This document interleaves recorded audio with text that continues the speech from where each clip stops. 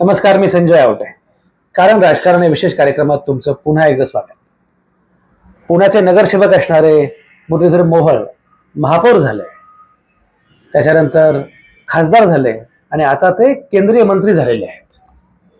एवढा पटकन त्यांचा सगळा जो काही प्रवास आहे हे आकस्मिकपणे कसं काय झालं? म्हणजे पहिल्यांदाच खासदार आणि लगेच केंद्रीय राज्यमंत्री. वरती मंत्रीपदे काही साधी नाही आहेत. एकीकडे सहकार, ज्याचं कॅबिनेट मंत्रीपद साक्षात अमित शहा यांच्याकडे आहे, आणि दुसरं आहे नागरी विमान वाहतूक, सिव्हिल एव्हिएशन, त्याचं राज्यमंत्रीपद.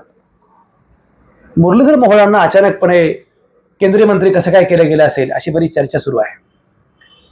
खरं म्हणजे पुणेकरांसाठी ही फार आनंदाची गोष्ट आहे, चांगली गोष्ट आहे, छान बातमी आहे. कारण गेली 28 वर्ष पुण्याकडे मंत्रीपद नव्हतं केंद्रातलं. म्हणजे प्रकाश जावडेकर हे केंद्रात मंत्री होते, पण प्रकाश जावडेकर हे राज्यसभेचे खासदार, त्यामुळे पुण्याच्या लोकसभेतून निवडून आलेला खासदार जो आहे त्याच्याकडे मंत्रिपद त्याला मिळालं नाही. शेवटी हे मिळालं सुरेश कलमाडेंना. सुरेश कलमाडे यांच्या नंतर मात्र त्या अर्थानं कोणालाच केंद्रीय मंत्रिपद मिळालेलं नव्हतं.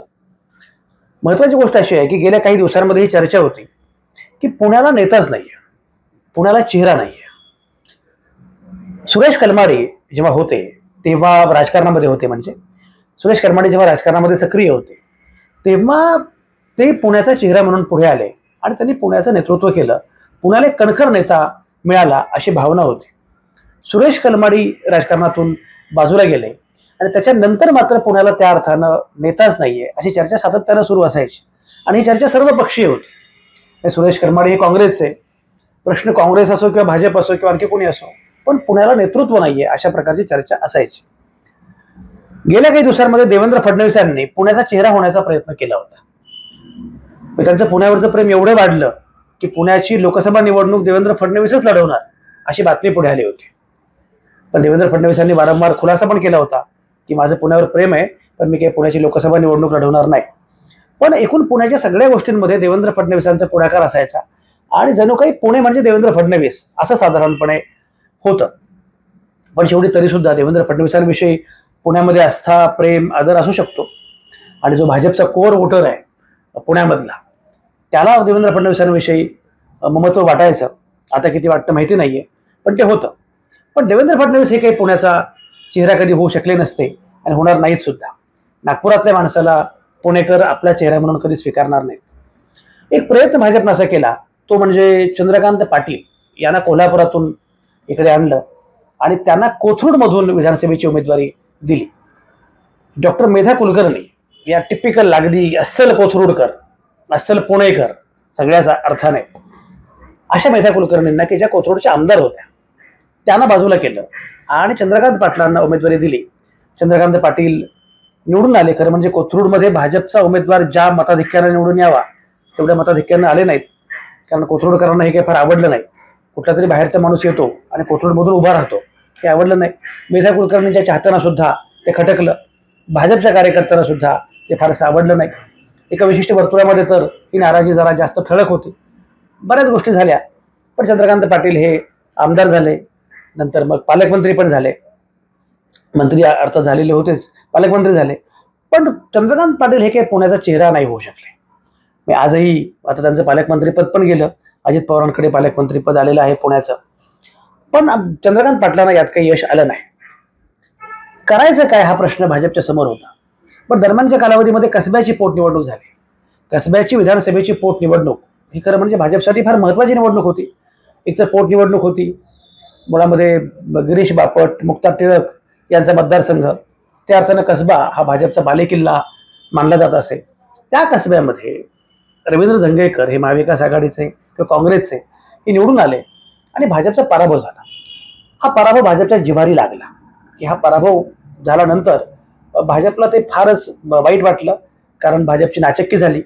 भाजपचा पराभव कसब्यामध्ये होणं म्हणजे अगदी बालेकिल्ल्यात पराभव होणं असं झालं, आणि त्यामुळे कसबा उद्ध्वस्त झाल्यानंतर भाजपनं जरा नीटपणे प्रयत्न सुरू केले की याचं कारण काय.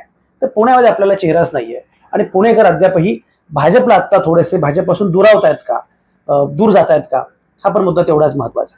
दुसरं असं की पुण्याचं व्यक्तिमत्व आता वरचेवर बदलत चाललेलं आहे. म्हणजे मी जर बघितलं तर सुरुवातीला सगळे पुण्याचे खासदार किंवा प्रामुख्यानं नेते हे साधारणपणे एका विशिष्ट वर्गातले असायचे.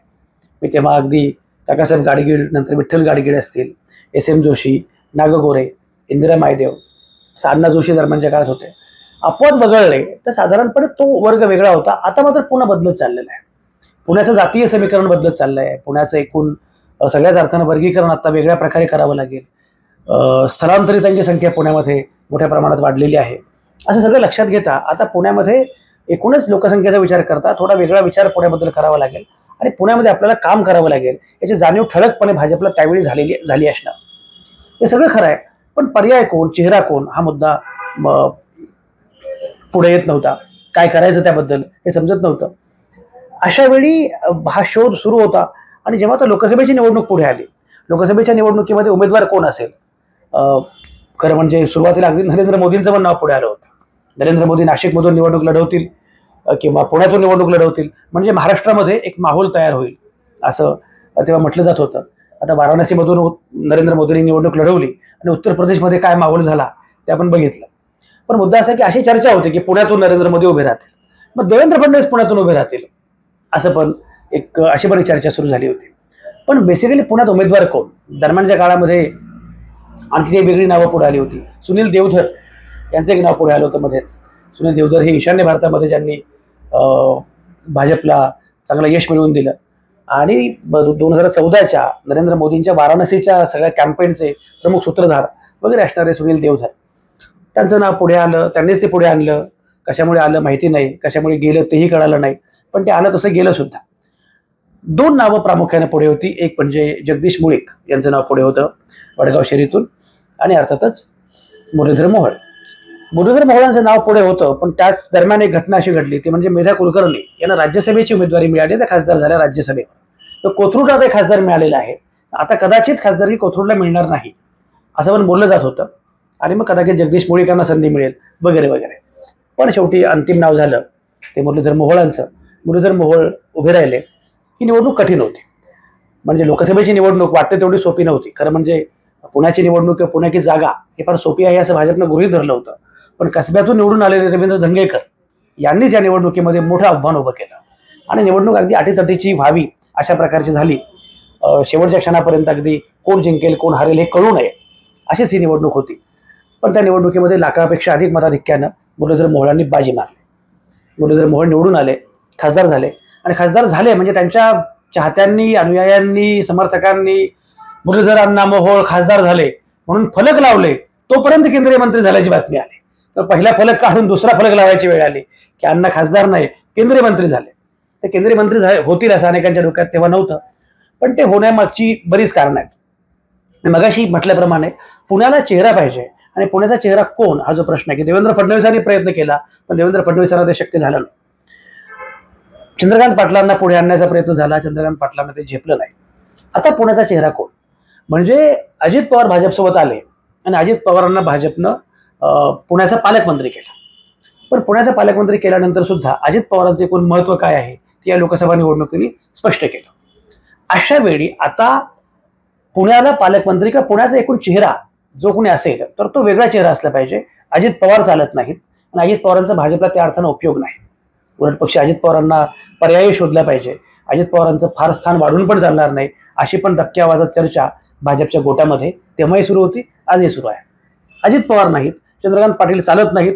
देवेंद्र फडणवीसांची इच्छा असते की आपण सगळीकडे चेहरा व्हावं, पुण्याचाच काय अवघ्या महाराष्ट्राचा चेहरा आपण व्हावं अशी इच्छा असते फडणवीसांची, पण तेही जमत नाही, ते शक्य नाही. अशा वेळी एक चेहरा पुढे येणं फार महत्त्वाचं होतं आणि त्यातही सगळ्यात महत्त्वाचा मुद्दा म्हणजे या निवडणुकीमध्ये भाजपला ज्या दारुण अपयशाला तोंड द्यावं लागलं महाराष्ट्रामध्ये विशेषतः, त्यामध्ये 9 जागा फक्त भाजपला मिळाल्या, 28 जागा लढवल्या आणि 9 मिळाल्या. याचं एक महत्त्वाचं कारण सांगितलं जातं ते असं, ते म्हणजे देवेंद्र फडणवीसांनी पण ते मान्य केलं, ते म्हणजे मराठा आरक्षणाचा मुद्दा, मनोज जरांगे पाटील यांचं आंदोलन. त्यामुळे मराठे हे बऱ्यापैकी भाजपपासून दुरावले, दुखावले आणि ती मतं मिळाली नाहीत. बाकी मुद्दे आहेतच, पण हा मुद्दा फार महत्त्वाचा होता की मराठे आपल्यापासून दूर गेले. त्यामुळे काहीतरी केलं पाहिजे आणि काही करायचं असेल तर मराठा पर्याय दिला पाहिजे. त्यामुळे मुरलीधर मोहोळ यांच्यासारखा मराठा पुणेकर, त्याचप्रमाणे कोथरूडमध्ये राहणारा अशा प्रकारचा तरुण, अशा प्रकारचा एक चेहरा हा पुण्याला द्यावा असा प्रयत्न असणार आणि ते मराठा आहेत हा त्यातला फार महत्त्वाचा मुद्दा आहे. दुसरं असं की या निवडणुकीमध्ये मुळात भाजपला 9 जागा मिळाल्या आणि विधानसभा निवडणूक तोंडावर आहे. त्यामुळे मंत्री तर द्यावेच लागणार. 9 मधूनच मंत्री निवडायचे तर तशी स्पर्धा मुळातच कमी होती. म्हणजे नितीन गडकरी, पियुष गोयल यांना तर मंत्रिपदे मिळणारच होती. रक्षा खडसेंना देण्यामागे एक वेगळी गणित आहेत. बाकी कोणाचा विचार करायचं कारणच नव्हतं. त्यामुळे अर्थातच मुरलीधर मोहोळ यांच्या नावावर शिक्कामोर्तब होणं स्वाभाविक होतं. त्यामुळे ते मराठा असणं, तरुण असणं, पुणेकर असणं असा मुद्दा होताच की पुण्याला त्यानिमित्तानं एक चेहरा मिळेल. पण लक्षात घ्या की हा मुद्दा केवळ पुण्यापुरता नाही आहे. त्यांना जे मंत्रिपद दिलेलं आहे ते सहकार राज्यमंत्री आहेत. थेट अमित शहासोबत काम करणार आहेतच. पण याचा अर्थ असा की सहकाराच्या लॉबीमध्ये साखर कारखानदार आणि एकूण सगळी जी लॉबी आहे की जी साधारणपणे राष्ट्रवादी काँग्रेस, शरद पवार यांच्या अखत्यारीतली मानली जाते, तिथे प्रामुख्याने यांनी काम करावं आणि तिथे आपलं बस्तान बसवावं अशी इच्छा भाजपच्या वरिष्ठ नेतृत्वाची असावी असं दिसतंय. या निवडणुकीमध्ये एकूणच पश्चिम महाराष्ट्रामध्ये जी कामगिरी केलेली आहे राष्ट्रवादी काँग्रेस, शरद पवारांनी, आणि शरद पवारांचं एकूण वलय आहे पश्चिम महाराष्ट्रामध्ये अधिक प्रकर्षानं जाणवलं, सगळीकडेच जाणवलं. म्हणजे अगदी वर्ध्यात पण जाणवलं, भिवंडीत पण जाणवलं, पण पश्चिम महाराष्ट्रामध्ये प्रामुख्यानं जाणवलं. म्हणजे जर साधारणपणे आपण असं म्हणूया की काही थोडेसे अपवाद, हातकणंगल्याचा अपवाद वगैरे, सातारा खरं म्हणजे फार वेगळ्या प्रकारे ती सीट गेली, ती जागा गेली, पण थोडेसे असे तेही दोन्हीही निसटते आहेत. हातकणंगल्याचा विजय सुद्धा निसटता आहे, साताराचा विजय सुद्धा महायुतीचा निसटता आहे. त्यामुळे साधारणपणे पश्चिम महाराष्ट्रामध्ये शरद पवारांचा बोलबाला, महाविकास आघाडीचा बोलबाला, अशा वेळी पश्चिम महाराष्ट्रामध्ये आपल्याला जर स्थान भक्कम करायचं असेल, पक्क करायचं असेल, तर एक चांगला मराठा चेहरा ज्याची साखर कारखानदार लॉबीवर पकड आहे अशा प्रकारचा एक नेता आपल्याला हवा. म्हणून मुरलीधर मोहोळ हे महत्वाचे ठरू शकतात का, हा पण एक मुद्दा तेवढाच महत्वाचा आहे, कारण त्यांना सहकार दिलेला आहे. दुसरं जे आहे ते म्हणजे त्यांना सिव्हिल एव्हिएशन दिलेलं आहे, नागरी विमान वाहतूक मंत्री करणं, केंद्रीय राज्यमंत्री करणं, हे पण महत्वाचं आहे. तुम्ही गंमत बघा, साधारणपणे आता अजित पवारांचा उपयोग हा यासाठी व्हावा अशी इच्छा खरं म्हणजे भाजपची होती. पश्चिम महाराष्ट्र, मराठा नेता, साखर कारखानदारी, शरद पवारांची पकड ज्या भागावर आहे किंवा ज्या मतदारांवर आहे ती पकड, यासाठी अजित पवारांना पुढे करण्याचा प्रयत्न केला भाजपनं, पण तो प्रयत्न पूर्णपणे फसला. अजित पवारांचा फायदा झालाच नाही, उलट पक्षी कमालीचा तोटा झाला. अजित पवारांना घेतल्यामुळे भाजपला असंतोषाला तोंड द्यावं लागलं आणि येणारे उमेदवार पराभूत झाले. मग अजित पवारांचा उपयोग नाही हे लक्षात आलेलं असावं भाजपच्या. अदरवाईज खरं म्हणजे सिव्हिल एव्हिएशन किंवा नागरी विमान वाहतूक मंत्रालय हे प्रफुल्ल पटेल त्याचे मंत्री होते, पण ते मंत्रालय दिलं जाणं, राज्यमंत्रीपद यांना दिलं जाणं, मुरलीधर मोहोळांना, याचा अर्थ असा आहे की प्रफुल्ल पटेलांना नजीकच्या भविष्यामध्ये मंत्रिपद मिळेल का याची खात्री नाहीये. अजित पवारांच्या पक्षाला एक तरी मंत्रिपद मिळेल का याची खात्री नाही, कारण एकच जागा निवडून आलेली आहे. त्यामुळे त्याचा कितपत फायदा होईल हे माहिती नाहीये. अशा सगळ्या याच्यामध्ये आता मुरलीधर मोहोळांना ज्या प्रकारे पुढे आणलं जात आहे की ते केवळ पुण्याचे खासदार नाही आहेत, पश्चिम महाराष्ट्राचे नेते आहेत, आणखी त्यांना महत्वाचं काहीतरी स्थान दिलं जात आहे. त्यामध्ये मराठा असणं हा मी मगाशी म्हटल्याप्रमाणे हा मुद्दा आहेच, त्यामध्ये आणखी काही गोष्टींचा विचार केला पाहिजे. भाजपनं ही जी कृती केलेली आहे ती अत्यंत व्यूहरचनात्मक आहे, ठरवून केलेली आहे, त्याचा विचार केला पाहिजे. एक म्हणजे याच्यामध्ये अजित पवारांचं महत्व कमी करण्याचा प्रयत्न आहेच. अजित पवारांना एक जागा मिळाल्यामुळे अजित पवारांचं मुळातच महत्व कमी झालेलं आहे. बारामतीमध्ये सुनेत्रा पवार पराभूत झाल्या, बारामती विधानसभा मतदारसंघामध्ये सुद्धा अजित पवारांना लीड नाही मिळालं. शिरूरमध्ये डॉक्टर अमोल कोल्हे यांचा विजय झाला आणि यांचा अजित पवारांचा उमेदवार पराभूत झाला. सगळं लक्षात घेतलं तर साधी गोष्ट अशी आहे की आता अजित पवारांचं महत्व खूप कमी झालेलं आहे. त्यामुळे अजित पवार आता इथे नकोत आणि अजित पवारांना बाजूला करून पूर्णपणे पुणे शहर जिल्हा ताब्यात घ्यायचा असेल, कारण आता विधानसभेची निवडणूक महत्वाची आहे. विधानसभेच्या निवडणुकीमध्ये पुणे आणि परिसरामध्ये 21 विधानसभेच्या जागा आहेत, विधानसभा मतदारसंघ हे 21 आहेत. 21 ठिकाणी जर पकड मजबूत करायची असेल, जुने मतदारसंघ पुन्हा मिळवायचे असतील, हे सगळं करायचं असेल, पुणे शहर, जिल्हा, पिंपरी चिंचवड या सगळ्यामध्ये जर करायचं असेल तर ती पकड वाढवली पाहिजे. त्यासाठी एक दणकट चेहरा मुरलीधर मोहोळ, आणि त्यांना मंत्रिपदामुळे, केंद्रीय मंत्रिपदामुळे एक वलय येईल, सत्ता येईल, आणि त्यामुळे मुरलीधर मोहोळ हे महत्वाचे नेते होतील. पण हा अर्थातच अजित पवारांना फार मोठा फटका आहे. म्हणजे मला पुण्याचं पालकमंत्रीपद द्या असा आग्रह अजित पवारांचा होता, त्यासाठी ते रुसून पण बसले होते. रुसून बसल्यानंतर त्यांना पालकमंत्रीपद दिलं गेलं. पण आत्ता जो काही परफॉर्मन्स आहे त्यांचा निवडणुकीमधला, अजित पवारांना दूर केलं जाईल असं दिसतंय. आणि मुरलीधर मोहोळ हे यांना पुढे आणणं हे त्याही अर्थाने फार महत्वाचं आहे. दुसरं असं की रवींद्र धंगेकरांना पराभूत केलं मुरलीधर मोहोळांनी, हा पण महत्वाचा मुद्दा आहे. कारण कसब्याच्या पोटनिवडणुकीमधला पराभव भाजपच्या जिव्हारी लागला होता. जणू काही या मानहानिकारक पराभवाचा बदला घेतलाय मुरलीधर मोहोळांनी आणि दंगेकरांना, हुईज दंगेकर जे चाललं होतं, दंगेकरांना पराभूत केलं. काय म्हणतात पुणेकर, ओनली दंगेकर जे सुरू होतं, तर काय म्हणतात पुणेकर, ओनली मुरलीधर.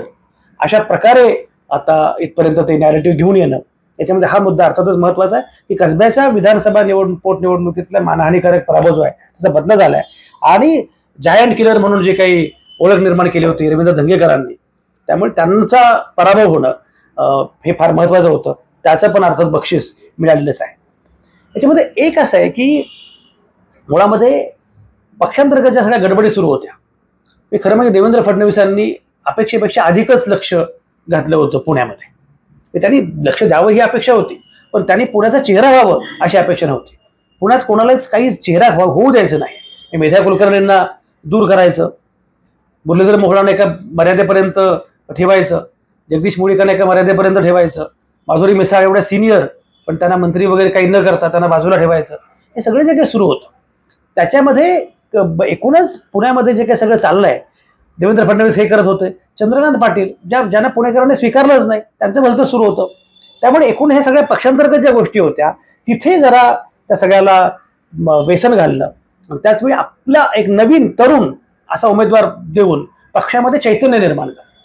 या निवडणुकीमध्ये लक्षात आलं, लोकसभा निवडणुकीमध्ये, की भाजप थोडीशी शिथिल झालेली आहे किंवा भाजपला थोडंसं काही नवचैतन्य मिळण्याची आवश्यकता आहे. कारण कार्यकर्ते नाराज झालेले आहेत. कार्यकर्त्यांना असं वाटतंय की जे निष्ठावंतांना मिळालं पाहिजे ते घडत नाही, त्यामुळे नेतृत्वच नाही. असं एक नेतृत्वहीनता जी जाणवत होती कसबा निवडणुकीमध्ये पण जाणवली आणि एकूणच लोकसभा निवडणुकीत सुद्धा काही प्रमाणात लक्षात आली. त्यामुळे तिथे काहीतरी केलं पाहिजे, हा पण महत्वाचा मुद्दा आहे. त्यामुळे कोथरूडला अधिक महत्व देणं आणि तो चेहरा जो आहे तो अधिक मोठा करणं हा एक मुद्दा असू शकतो. मी मगाशी म्हटल्याप्रमाणे तुम्ही बघा, म्हणजे मुळात मुरलीधर मोहोळ हे पुण्याचे महापौर होते आणि पुण्याचे महापौर असताना त्यांची एकूण प्रतिमा खूपच चांगली होती. त्यांनी कोरोनाच्या काळात चांगलं काम केलं. त्याचं एकूण व्यक्तिमत्व, काम करण्याची पद्धत, सोशल मीडियावरचा त्यांचा वावर, या सगळ्यामुळे मुरलीधर मोहोळ हे एका अर्थानं सेलिब्रिटी झालेले आहेत पुण्यामध्ये. तुम्ही कधी मुरलीधर मोहोळांना पाहिलं, ते कुठल्याही कार्यक्रमाला येतात. आपल्या लोकमतच्या कार्यक्रमालाही त्यांना अगदी निकालाच्या आदल्या दिवशीच आम्ही बोलावलं होतं. म्हणजे 4 जूनला निकाल होता आणि 1 जूनला त्या लोकमतच्या कार्यक्रमाचे प्रमुख पाहुणे म्हणून दोघेही खासदार आले होते. ते आणखी खासदार व्हायचे होते, मंत्री पण व्हायचे होते अर्थातच. मुरलीधर मोहोळ आणि मेधा कुलकर्णी हे दोघे आले होते. तर तेव्हा मी पाहिलं की मुरलीधर मोहोळ आले की त्यांच्यासोबत सेल्फी काढण्यासाठी तरुणी लोक बऱ्यापैकी येतात, कारण त्यांची ती क्रेज आहे. ते सेलिब्रिटी आहेत, पुण्याचा चेहरा तेव्हाच झाले होते ते.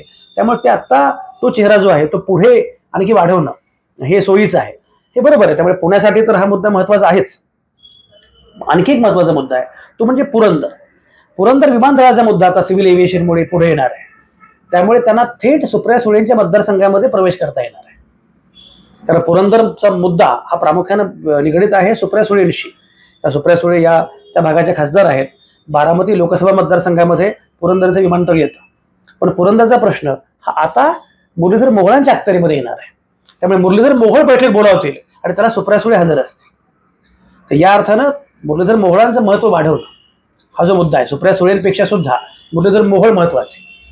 हे जे आहे की शरद पवारांनी आता ज्या पद्धतीनं सगळ्यांचा पराभव केलेला आहे आणि मीच एकटा असं सिद्ध केलेलं आहे, तिथे हळूहळू एक आव्हान उभं करणं, लगेच होईल असं नाही, पण आव्हान उभं करणं, सावकाशपणे एक चेहरा पुढे करणं असा पण प्रयत्न आहे. आणि सुप्रिया सुळेंच्या मतदारसंघात शिरकाव करता येईल अशी व्यवस्थापन करणं पुरंदरच्या निमित्तानं हा पण मुद्दा आहे. मी मगाशी म्हटल्याप्रमाणे सहकाराच्या माध्यमातून पश्चिम महाराष्ट्र आणि एकूणच महाराष्ट्रभर थोडासा शिरकाव करता येईल, थोडं पुढे जाता येईल अशी शक्यता सुद्धा नाकारता येत नाही, हे लक्षात घेतलं पाहिजे. तुम्ही गंमत बघा, म्हणजे आता मुळामध्ये मी मगाशी म्हटल्याप्रमाणे तर मुरलीधर मोहोळांकडून भाजपच्या अपेक्षा जरा जास्त असाव्यात असं दिसतंय. म्हणजे ते फक्त नगरसेवक होते, महापौर होते, आता ते खासदार झाले आणि एकदम केंद्रीय मंत्री झाले. त्यांना केंद्रीय मंत्री म्हणून ते पद सांभाळायचं आहे, पुण्याचा चेहरा व्हायचा आहे, पश्चिम महाराष्ट्रामध्ये काहीतरी वेगळ्या प्रकारे काम करायचं आहे, शिवाय मराठा चेहरा म्हणून पुढे जायचं आहे, राज्यभर काय काय करायचं आहे, हे सगळं त्यांना कितपत जमेल यावर अनेक गोष्टी अवलंबून आहेत. पण मला असं वाटतं की भाजपची ही गुंतवणूक आहे. भाजपला असं वाटतंय की हा एक उद्याचा फार महत्वाचा चेहरा म्हणून पुढे येऊ शकतो. आणि खरं म्हणजे एक खाजगी ती गोष्ट तुम्हाला सांगतो की मुरलीधर मोहोळ हे लोकसभेचे उमेदवार असू नयेत असा प्रयत्न भाजपमधल्याच अनेक वरिष्ठांचा होता. मुरलीधर मोहोळ अगदी ज्यांना गॉडफादर मानतात अशा लोकांचा पण होता. कारण मुरलीधर मोहोळ जर खासदार झाले तर ते एकदम फारच मोठे होतील, पुण्याचा चेहरा होतील, किंवा महाराष्ट्राचा सुद्धा चेहरा होण्याची शक्यता नाकारता येत नाही. तसा प्रयत्न कदाचित मोदी शहा करतील आणि मग आपलं महत्त्व कमी होईल अशी भीती या जुन्या ज्येष्ठांना असावी. त्यामुळे तो प्रयत्न झाला, पण मोहोळ खासदार झाले आणि आता त्यांच्या समोर जी काही सगळी त्यांना त्या संधी आहेत त्याचं लक्षात घेतल्या. तर त्यामुळे मी मगाशी म्हटल्याप्रमाणे हा मुद्दा महत्त्वाचा आहे. बारामती जिंकायचीच आहे हे भाजपनं ठरवलं आहे. पुरंदरच्या निमित्तानं हळूहळू बारामतीमध्ये शिरकाव करायचा आणि त्या प्रकारची व्यूहरचना करायची, हा पण मुद्दा आहे. मी मगाशी म्हटल्याप्रमाणे शरद पवारांनी अगदी निर्णायक पराभव भाजपचा केलेला जरी असला तरी सुद्धा त्यानंतरचा काळ वेगळा असणार आहे. त्यानंतरच्या काळामध्ये एक नवा पैलवान उभा करणं आणि पुढची कुस्ती मात्र आपलाच पैलवान जिंकेल अशा प्रकारचा आखाडा त्याला तयार करून देणं, यासाठी पण मुरलीधर मोहोळांना बळ दिलं जात आहे, हे लक्षात घेतलं पाहिजे. आणि मुरलीधर मोहोळ हे तसे पैलवान आहेतच, त्यांचा कुस्तीशी चांगला संबंध आहे. ते मुळशीचे आहेत आणि मला असं वाटतं की एकूणच तरुण आहेत. बाकी सगळ्याच अर्थानं त्यांना गावातलं पण राजकारण माहिती आहे, शहरातलं राजकारण माहिती आहे. पुण्यामध्ये ते टिपिकल कोथरूडकर झालेले आहेत. कोथरूडमध्ये सांस्कृतिक महोत्सव वगैरे ते आयोजित करत असतात आणि तुम्ही जर कधी कोथरूड सांस्कृतिक महोत्सवाला गेलात तर एकूण त्यांचा संपर्क लक्षात येतो. मी त्या ज्या परवाच्या कार्यक्रमाचा उल्लेख केला लोकमतच्या, तिथे सलील कुलकर्णी, संदीप खरे, विभावरी देशपांडेंची मुलगी, असे बरेच लोक होते. तर या सगळ्यांशी जो कनेक्ट मला दिसला मुरलीधर मोहोळांचा, याचा अर्थ या वर्तुळाशी, सांस्कृतिक वर्तुळाशी त्याचं एक चांगलं नातं आहे. तर तोही मुद्दा फार महत्त्वाचा आहे. एकीकडे मुळशीतला पैलवान ते सांस्कृतिक वर्तुळाशी पण छान असणारं नातं, असे दोन्ही रूपं त्यांचे आहेत, हा पण महत्त्वाचा आहे. एक आता हा किती खरं म्हणजे याचं किती गंभीरपणे घेतलं पाहिजे मला माहिती नाहीये. हे जरा it would be over statement असं होऊ शकतं. पण मला असं वाटतं की उद्याच्या म्हणजे 2029च्या विधानसभेच्या अनुषंगानं महाराष्ट्राचा एक चेहरा म्हणून मुरलीधर मोहोळ यांच्याकडे भाजप बघतंय का, हे पण लक्षात घेतलं पाहिजे. कारण भाजपची मोठी गोची झालेली आहे या सगळ्या चेहऱ्यांच्या गोंधळामध्ये. देवेंद्र फडणवीस हा एक महत्त्वाचा चेहरा 2014 पुढे आला, पण 14 ते 19 त्यांनी फार उत्तम काम केलं असं भाजपच्या लोकांना वाटतं. खरं खोटं माहिती नाहीये, पण त्यांची प्रतिमा ही चांगली होती आणि एक तगडा नेता अशी प्रतिमा होती आणि भाजपला अनेक निवडणुकांमध्ये यश मिळवून देणं वगैरे बऱ्याच गोष्टी त्यांनी केल्या. 19 नंतरच्या झपाट्यानं देवेंद्र फडणवीसांची प्रतिमा मलिन झाली. त्या झपाट्यानं आज देवेंद्र फडणवीसांची प्रतिमा जेवढी मलिन झालेली आहे ती पुन्हा उभी करणं आणि पुसून लख्ख करणं हे फार कठीण आहे. महाराष्ट्रामध्ये अशी अवस्था आहे की लोकांचा भाजपवर जेवढा राग आहे त्यांच्या विरोधकांचा, तेवढाच किंवा अधिक संताप हा देवेंद्र फडणवीसांबद्दल आहे, अशी अवस्था आहे. त्यामुळे देवेंद्र फडणवीस हा चेहरा आत्ता चालणार नाही. शिवाय तो नागपुरी चेहरा आहे, पश्चिम महाराष्ट्र आणि बाकी सगळं राजकारण लक्षात घेता तो चेहरा चालणार नाही, हे लक्षात घेतलं. दुसरा चेहरा कोण असणार आहे? एकनाथ शिंदे हा चेहरा आहे एका मर्यादेपर्यंत, ठीक आहे, पण उद्धव ठाकरेंच्या समोर हा चेहरा फार चालत नाही, हे पण या लोकसभा निवडणुकीमध्ये लक्षात आलं. ज्या प्रकारचं मास फॉलोईंग उद्धव ठाकरेंना मिळालं, ज्या प्रकारे जनाधार मिळाला, ज्या प्रकारे सहानुभूती मिळाली, त्यामुळे त्यांना जागा तुलनेने कमी मिळाल्या उद्धव ठाकरेंना. पण जो एक माहोल त्यांनी तयार केला होता, जे वातावरण त्यांनी तयार केलं होतं, त्याचा विचार केला तर एकनाथ शिंदेचा चेहरा काही फार चालतो आहे असं दिसत नाही. आणि चालला तर तो काही भाजपचा चेहरा नाही, तात्पुरती व्यवस्था आहे, पण भाजपला आपला चेहरा शोधावा लागणारच आहे. अजित पवार त्यांनी सोबत आणले. अजित पवारचा चेहरा चालला तर नाहीच, उलट पक्ष अजित पवारांच्या चेहऱ्याचा उलटा परिणाम झाला. आणि पुन्हा तेच आहे, अजित पवारांचा चेहरा चालला तर आपला चेहरा कोण? विनोद तावडेंचं नाव पुढे येतं. ज्याप्रमाणे ते भाजपचे राष्ट्रीय पक्षाध्यक्ष होतील हा मुद्दा पुढे येतो, तसेच विनोद तावडे हे मुख्यमंत्री होतील महाराष्ट्राचे, असे पण लोक म्हणतात. मुळात आता 2024च्या विधानसभा निवडणुकीमध्ये आपण जिंकू शकतो असं भाजपला अद्यापही वाटत असेल तर ते त्यांचं कौतुक आणि धाडसच म्हटलं पाहिजे. पण विनोद तावडे हा चेहरा होईल का, याबद्दल पण शंका आहेत.